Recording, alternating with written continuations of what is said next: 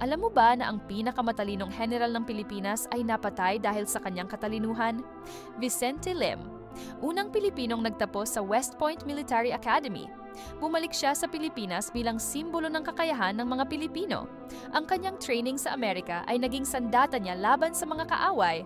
Mabilis siyang na-promote. Ginagalang siya ng mga Amerikano at Pilipino. Ang kanyang by-the-book na tactics ay palaging nagtatagumpay.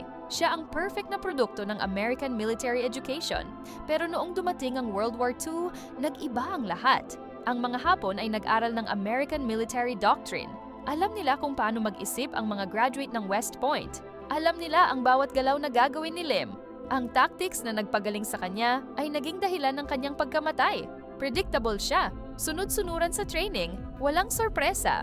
Nahuli siya ng mga Hapon noong 1944. Pinatay nila siya. Ang kanyang pinakamalaking strength ay naging weakness niya, si Vicente Lim.